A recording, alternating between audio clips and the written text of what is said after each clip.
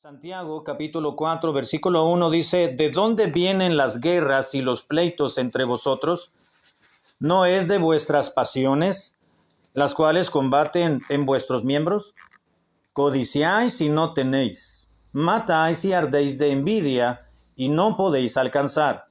Combatís y lucháis, pero no tenéis lo que deseáis porque no pedís. Pedís y no recibís porque pedís mal, para gastar en vuestros deleites. Oh almas adúlteras, ¿no sabéis que la amistad del mundo es enemistad contra Dios? Cualquiera pues que quiera ser amigo del mundo, se constituye enemigo de Dios. ¿O pensáis que la Escritura dice en vano: el Espíritu que Él ha hecho morar en vosotros nos anhela celosamente? Pero Él da mayor gracia. Por esto dice: Dios resiste a los soberbios y da gracia a los humildes. Someteos pues a Dios, resistid al diablo y huirá de vosotros. Acercaos a Dios y Él se acercará a vosotros. Pecadores, limpiad las manos, y vosotros los de doble ánimo, purificad vuestros corazones. Afligíos y lamentad y llorad. Vuestra risa se convierta en lloro y vuestro gozo en tristeza. Humillaos delante del Señor y Él os exaltará, dice la palabra de Dios. Vamos a orar, hermanos, hasta ahí la lectura. Padre bueno y amante Señor, te damos gracias. Nuevamente estamos llegando hasta la presencia divina en estos momentos para rogar tu bendición para el mensaje. No solamente para la presentación, sino el lugar donde tu palabra debe de permanecer una vez que ésta sea predicada. Te pido para que la mantengas en mi corazón, en mis pensamientos, por mucho tiempo, y asimismo en la congregación esta mañana. Tú has preparado algo para cada uno en particular y rogamos, Señor amado, para que esa meta y ese objetivo claro que tú has determinado para cada uno de nosotros que ya estamos aquí, sea cumplido, no solamente el día de hoy, sino el resto de nuestras vidas. Oramos pidiendo tu bendición en el nombre de Cristo Jesús. Amén. El hombre de doble ánimo, dice en la Biblia, es inconstante en todos sus caminos. La palabra de Dios nos habla en este y en otros pasajes y nos recuerda que el cristiano debe ser de una sola alma, de una sola presencia, de un solo ánimo. Cuando se es de doble ánimo, no se puede avanzar a donde Dios quiere que avancemos. El hombre de doble ánimo, ya leímos, es inconstante, dice en la palabra de Dios, es inconstante en todos sus caminos. A Dios no le agrada demasiado, o Dios no le agrada nada. Quiero corregir el hecho de que el hombre se parta en dos, es decir, sea de doble ánimo, de dos ánimos, de dos almas. Es decir, lo que dijo el Señor Jesucristo en Mateo capítulo 6, versículo 4, lo ejemplifica muy claramente. No se puede servir a dos señores, porque se amará a uno y se aborrecerá al otro, o se considerará al uno y al otro no se tendrá tanta consideración, parafraseando la última parte del versículo. El término doble ánimo que menciona Santiago quiere decir sencillamente dos almas. Y dos almas habla justamente de una deslealtad, porque no se puede servir a dos señores. Habla de una deslealtad, es decir, de una falta de fe genuina. Cuando el cristiano es de doble ánimo, Santiago lo está especificando por el contexto inmediato, anterior y posterior. Porque está hablando y dice: oh almas adúlteras, ¿no sabes que la amistad del mundo es enemistad contra Dios? Está relacionando el hecho de amar a Dios y amar al mundo, dice Santiago, eso es adulterio. Tienes dos almas, tienes dos propósitos, estás amando a dos señores, a dos rumbos, tu corazón está dividido en dos áreas en dos rumbos, dos caminos distintos, y eso no puede ser en el cristiano. Así no trabaja Dios, así Dios no es, así Dios no obra para bien en la vida del cristiano. El hombre de doble ánimo es inconstante. Habla de deslealtad, doble ánimo, de prestar atención al mundo más que a Dios, lealtades divididas. Santiago lo dice almas adúlteras, que es un término en género femenino. Y hablando de que Dios es el esposo y la iglesia o la congregación, los cristianos como siendo parte de la iglesia, dice Santiago, bueno, la iglesia ama más al mundo que a Dios, dice Santiago, eso es adulterio, gracias hermano, adulterio espiritual. ¿Qué debemos de hacer, hermanos, pues, para no caer en ese pecado ante los ojos de Dios? Para no cometer ese adulterio espiritual o esa almas divididas o esa deslealtad hacia Dios. Primero, debemos de conocer cuál es el problema. Santiago mismo nos lo detalla para que un creyente, el cristiano, no sea de doble ánimo, de dos lealtades o de una deslealtad.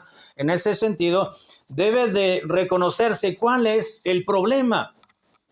¿Dónde está el conflicto en el creyente? Y el problema es cuando se ama al mundo y se dice también amar a Dios, o cuando el cristiano dice amar a Dios, pero también tiene su corazón inclinado a los aspectos actuales de este mundo, de este cosmos en el cual vivimos, de este sistema de vida que está siendo literalmente gobernado por el demonio y por sus huestes celestiales, dice la palabra de Dios. El problema radica, hermanos, en ese doble ánimo. Pero, ¿a qué se refiere Santiago cuando dice doble ánimo? Bueno, si se da cuenta, en el versículo 1 dice, ¿de dónde vienen las guerras? ¿De dónde vienen los pleitos entre vosotros? No es, ¿qué dice Santiago? Exactamente, no es de vuestras pasiones las cuales combaten en vuestros miembros. ¿Dónde está la causa del doble ánimo? Número 1, en nuestras pasiones. ¿De dónde vienen las guerras, los pleitos, las divisiones, la deslealtad? No es, dice Santiago, no es verdad que vienen de nuestras pasiones, las cuales combaten en nuestros miembros. ¿Dónde está el problema, hermanos? Dice Santiago, en uno mismo.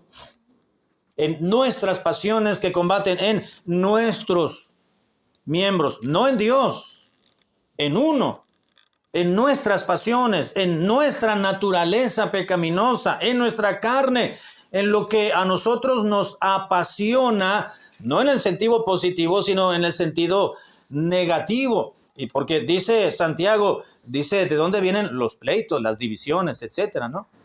Está hablando de pleitos como para obtener un objeto de nuestra pasión. Puede pelearse, puede lucharse por la autoridad, por la jerarquía, por el poder, por la economía, por el dinero, por mi dignidad, por mi honor, por lo que sea. Pero el problema está en nosotros, obviamente no está en Dios. El asunto, hermanos, dice Santiago, ¿de dónde vienen los pleitos, las enemistades? Dice las guerras, dice entre vosotros, no es de nuestros placeres, nuestras pasiones. ¿Sabe por qué sucede eso, hermanos? ¿Por qué muchas veces dividimos nuestro corazón en la vida cristiana y no le damos a Dios el lugar preponderante que debiera de tener, la primacía, lo primordial, la preeminencia? Es porque no nos negamos a nosotros mismos, ni hemos tomado la cruz del Señor. El problema está en nosotros. El problema, el conflicto, hermanos, la causa no está en otros.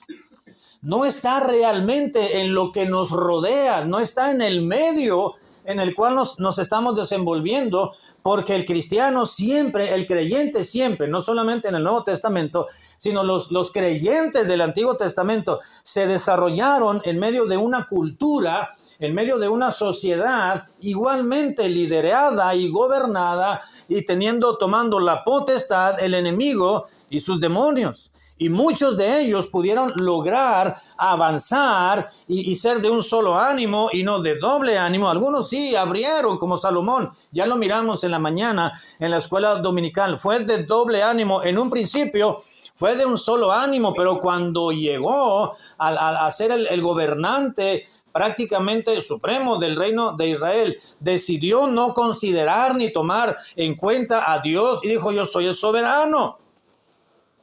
Yo soy el juez de aquí de Israel, de este pueblo. Mi fama se ha extendido mucho más allá de los limítrofes de nuestra frontera y venían a verificar si realmente lo que se exclamaba y se rumoreaba de Salomón fuera de sus límites era verdad. Y la gente llegaba y lo ensalzaba y lo alababa. Y Salomón fue un hombre sujeto, como dice Santiago en otro capítulo, sujeto a pasiones humanas como usted y como yo. Y como decimos de una manera coloquial, se le subió.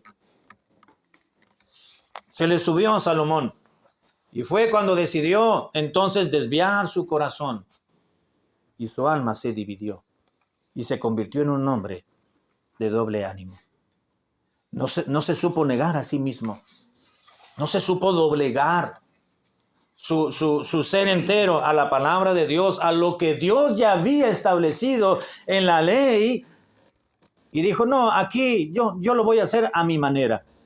La causa, hermanos, de este asunto de ser de doble ánimo y muchas veces colocar a Dios en un plano o en un nivel secundario, pues radica en ese doble ánimo por nuestras pasiones, por nuestros placeres, porque no nos negamos a nosotros mismos. Mira, hermano, a veces queda demostrado el hecho de que no tenemos, como se dice humanamente, no tenemos fuerza de voluntad.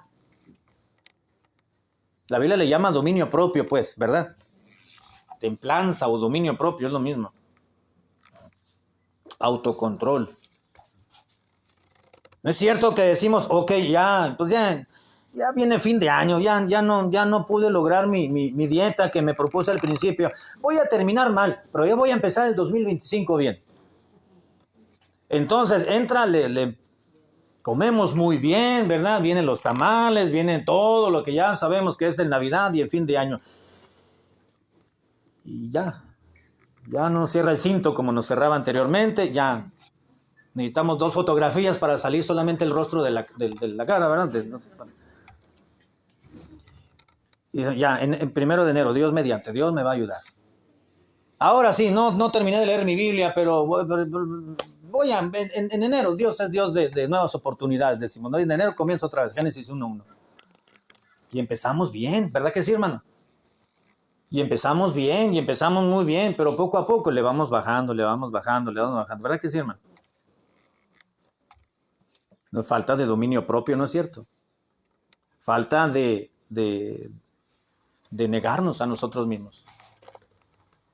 Así que eso no solamente se aplica a la vida material o la vida física, sino también se aplica a la vida espiritual. ¿Dónde está el problema? Bueno, en nuestras pasiones, pero también, dice Santiago, versículo 4 del capítulo 4, está en nuestra proximidad al mundo.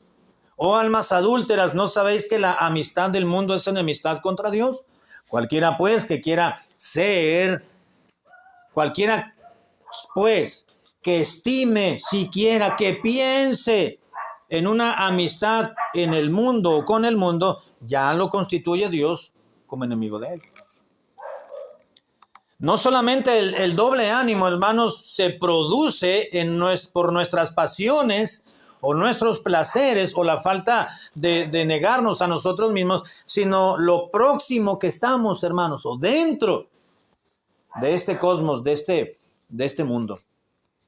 Ahora, estamos en medio de este mundo, no podemos salir de porque entonces, ¿dónde se cumplirían las palabras del Señor cuando dijo: vosotros sois la sal de la tierra? Vosotros sois la luz del mundo. Una ciudad sobre un monte no se puede esconder. Quisiera que uno aflige su propia alma diciendo, caray, ¿hasta dónde está avanzando la sociedad? ¿Hasta dónde está avanzando la falta de moral en este mundo? La falta de valores morales. Ya no se habla ya no se respeta, ya no se es responsable como anteriormente. Ya los valores morales absolutos, ya es raro esos principios de vida que se enseñen. Ahora nuevas generaciones ya no es lo mismo. Los padres tratamos de enseñarles, les damos dirección a los hijos, les enseñamos la palabra de Dios, principios bíblicos, valores morales, pero las generaciones hoy en día les entran por aquí y les sale por el otro oído, decía mi abuelita. Y batallamos.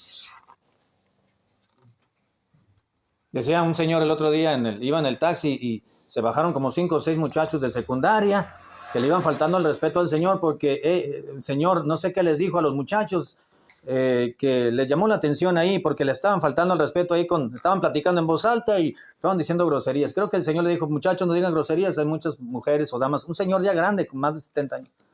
Dice, muchachos, aquí hay damas en el camioncito, en el taxi, dice, no, controlen su... Y ellos le comenzaron a maldecir al señor. 3, 4 cuadras más se hizo la parada y se bajaron los muchachos y el señor dice, ya, dijo el señor como don Ramón, pues ahora, dijo. Dice, así es ahora, ya no les podemos decir nada, dice, porque se nos ponen al revés, ya no hay respeto. Estoy hablando en sentido general, obviamente, generalizando, ¿verdad? Porque hay honrosas excepciones, por supuesto. Pero en sentido general. Estamos viviendo en un mundo en el cual tenemos que sembrar, que establecer una limitante donde el cristiano dice, no, yo me muevo solo en este ámbito, yo no paso más allá, porque ya no es jurisdicción de la palabra de Dios, ya no es jurisdicción mía, esto es del mundo, yo voy en el mundo, caminando en el mundo, pero yo no me voy a salir de los límites que Dios ha establecido en su palabra para mí en la vida cristiana, y vamos avanzando, y vamos avanzando, y vamos avanzando, pero estamos viviendo en el mundo. Y hay muchas cosas, hermanos, que nos atraen y nos distraen de una correcta y óptima cercanía con Dios en nuestra vida espiritual. Hay amistades, hay falta de sabiduría, la proximidad, la cercanía con el mundo, eso es mucho más fuerte que el cristiano y que el amor a Dios. Hay un carácter pecaminoso, se desarrolla, hermanos, una tolerancia al pecado. La otra vez mandó un mensaje una compañera al grupo del trabajo y se dice, no se puede leer muy bien. Estames, ¿a qué? Algunos, no sé qué. Estaba diciendo que estaban ahí algunos de los que iban al trabajo, que estaban detenidos ahí en el embotellamiento del tráfico y iban a llegar tarde, pero termina con ese y ese. Ya ve, lenguaje inclusivo, dice. Los muchachos, pues sí luego lo entendieron y está uno de. Ay, dicen. Si escribieran bien, por lo menos. Y se expresaran bien. Vivimos en este mundo, hermanos, pero no, dijo el Señor Jesucristo cuando oró por nosotros en Juan 17.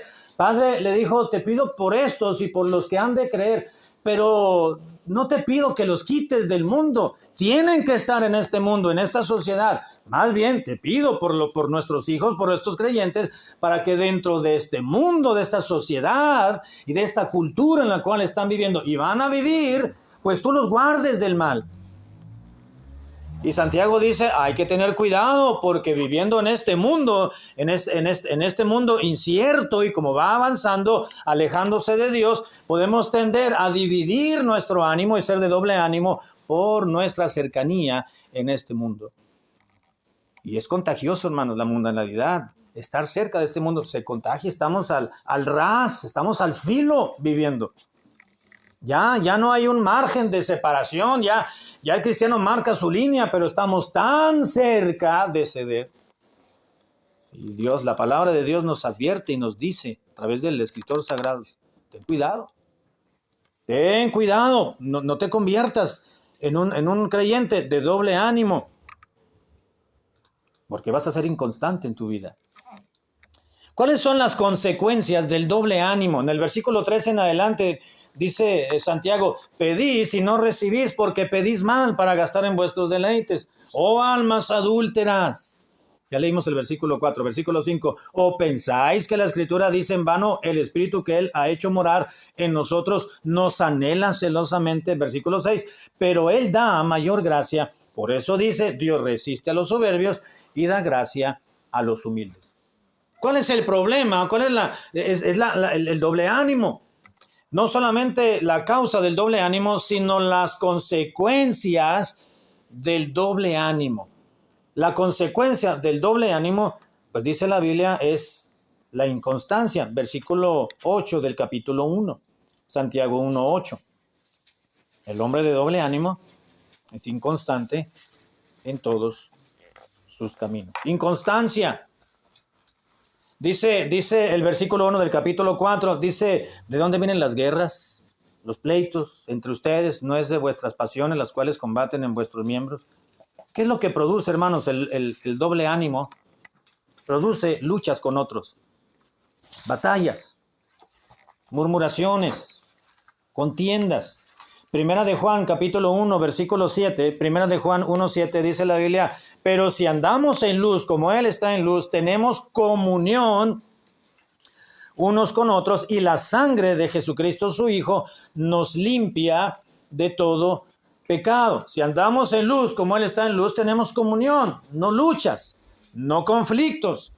Capítulo 2, versículo 11 de Primera de Juan 2:11, dice la Biblia, pero el que aborrece a su hermano está en tinieblas y anda en tinieblas y no sabe a dónde va porque las tinieblas le han cegado los ojos. Hay tinieblas, hay oscuridad enfrente, no se va, no sabes a dónde va.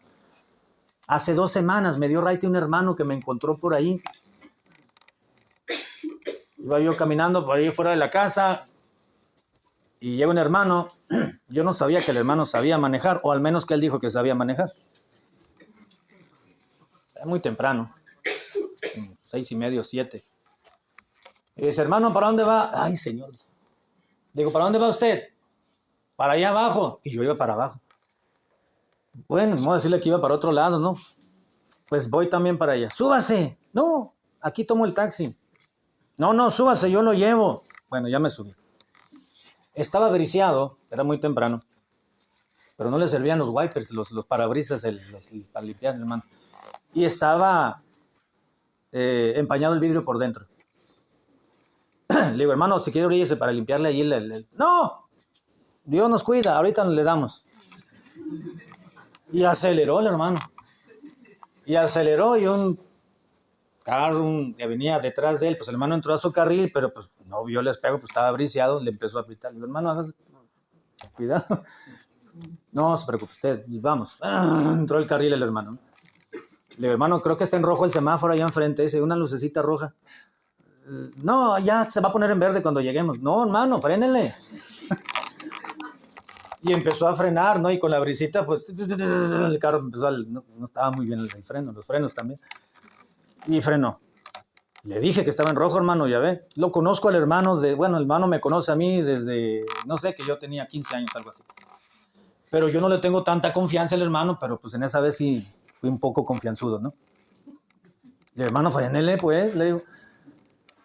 Ya vamos, hermano. Y ya aceleró y se metió el otro carril sin poner direccional, regresó a le pitó el carro de atrás, se iba metiendo al carril ya al sentido contrario. Hermano, métase al suyo, le digo, se va saliendo. No, ahorita, y le limpiaba con la mano el empañado, pero por fuera no se miraba. Y le digo, hermano, yo le limpio, espérenme, y una lucha. Le digo, ¿sabe qué, hermano? ¿Hasta dónde va? Le digo, pues voy para el aeropuerto. Yo lo llevo hasta allá. No. Le digo, es que voy a llegar aquí en la farmacia Roma, le digo, porque voy a comprar unas cosas. Yo lo espero. No, hermano, se le va a hacer tarde. Le agradezco. Es que de aquí voy a otro lado, aquí voy a llegar muy temprano si me lleva, le digo. Muchas gracias, le agradezco mucho. Bueno, y ya se orilló el hermano donde no debía de orillarse y había carros atrás pitándole. Bueno, ya lo demás ya es historia del hermano, ¿no? El asunto, ya sé por qué le estoy platicando esto. El asunto es que no se miraba, pues. No había tinieblas, pero era muy temprano, estaba briseado, no se miraba más enfrente. Adentro estaba empañado los vidrios, no se miraba. El hermano pensaba que iba avanzando a algún lado, pero realmente llegamos, porque Dios nos cuidó, ¿verdad? Pero no se miraba. Es lo que dice Santiago en el pasaje, dice que Juan, ahí en el versículo 11, el que aborrece a su hermano está en tinieblas y anda en tinieblas, y si está en tinieblas, no sabe a dónde va, porque las tinieblas no le permiten ver. No le permiten ver, no se ve más allá. El que dice la Biblia, el que no ama a su hermano, dice la palabra, el que aborrece a su hermano, anda en tinieblas. Ahora, el que aborrece a su hermano, dice Santiago, pues no es otra cosa más que el ser de doble ánimo. Su corazón se ha dividido.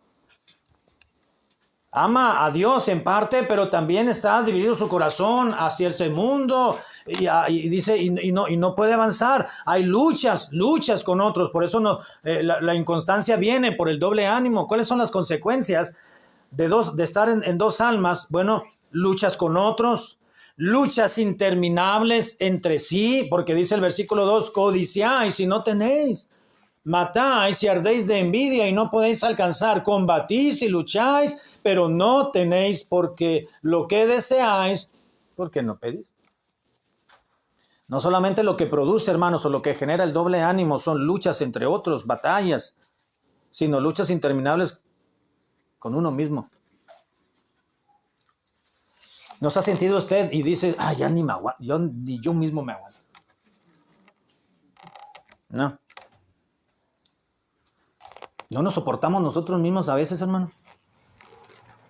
No solamente el ser de doble ánimo nos lleva a murmurar, a contender, a estar en desacuerdo con otras personas. Dice Santiago, dice codicias, y no tienes, matas y ardes de envidia y no puedes alcanzar. Ya está hablando de una manera personal, ya no con terceras personas. Tú mismo deseas algo y ahí estás que sí, que no, lo quieres, lo deseas, lo necesitas, pero no lo pides. El problema eres tú, no es Dios. El problema no es la oración, lo que pasa es que no pides, no oras. El doble ánimo, hermanos, nos lleva a murmurar, a contiendas con otros, pero a luchas interminables entre nosotros mismos. Una lucha constante entre la carne y el Espíritu de Dios.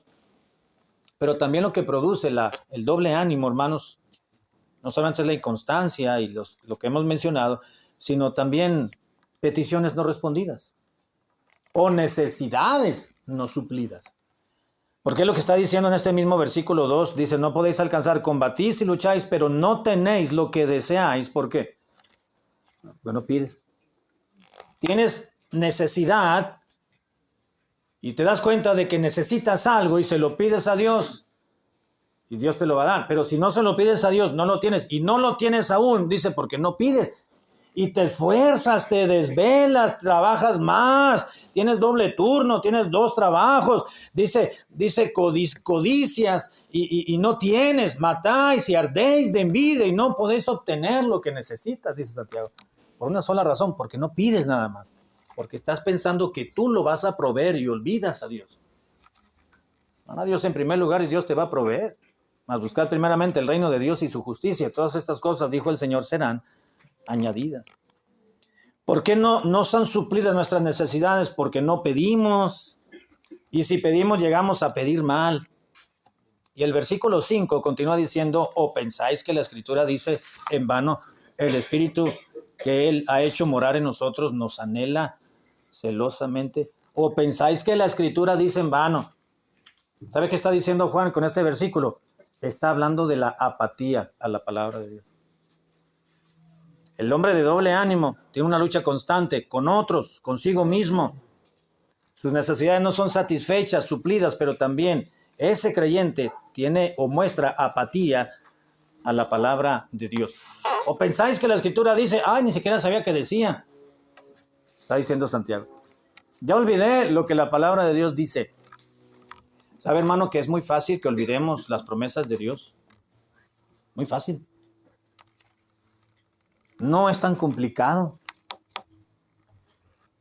mientras estamos en el templo con los hermanos, en un ambiente sano, respetable y respetuoso y digno de la vida cristiana, es muy fácil. Recordamos los testimonios, aprendemos de otros, pero cuando ya estamos allá en el campo de batalla, si me permite expresarlo de esa manera, los conflictos, las necesidades, los afanes, todo aquello que nos agobia nos hacen olvidar las promesas de Dios.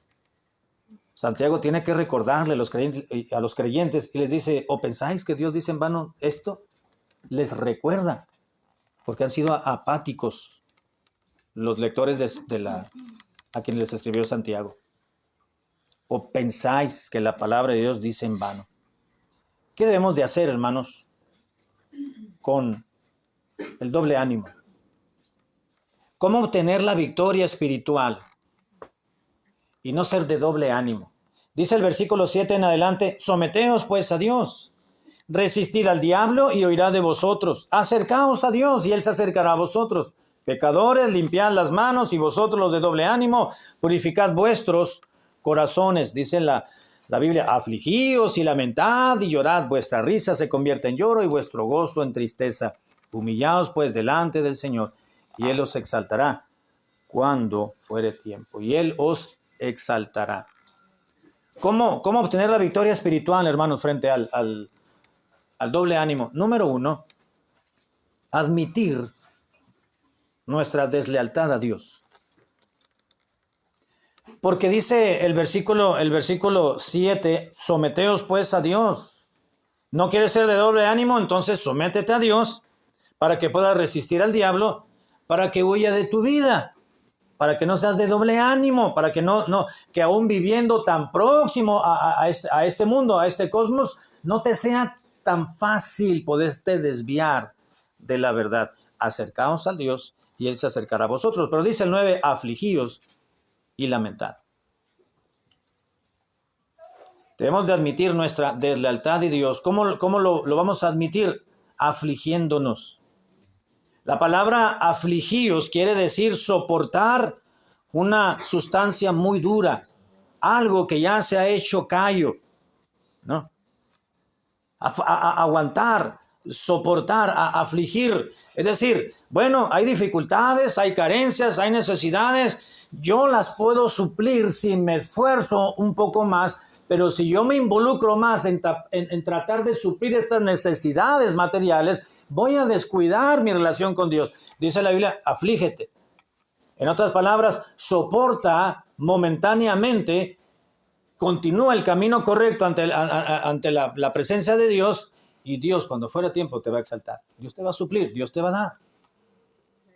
Afligirse, lamentarse, afligíos y lamentar, dice la Biblia. Claro, lamentarnos por el pecado, si estamos viviendo justamente en algún pecado. Y luego también dice, afligíos y lamentad y llorad. Es una expresión, el lloro es una expresión muy, muy alta de afligirse o de una aflicción o por una pena, un dolor. Pero esto debe ser por el pecado. Hemos dejado de afligirnos por el pecado que vemos en la actualidad. Ya no debería de serlo. Se ha perdido la capacidad de ensimismamiento, de asombro. Cada vez es más común, más normal ver cómo Dios queda al último de la vida de las personas, de la sociedad. Cada vez es más común ver ahora ya por internet, ya ahí en YouTube vemos todo. Ahora vemos ahí a cualquier ateo que empieza a pisotear a un cristiano. Vemos a cualquier persona que empieza a hablar del cristianismo, de los creyentes, cualquier persona que empieza a humillar la fe cristiana. Es muy común. Nomás no le hacemos caso, ¿no? Y ya. No nos vamos a poner a discutir con esa persona tampoco.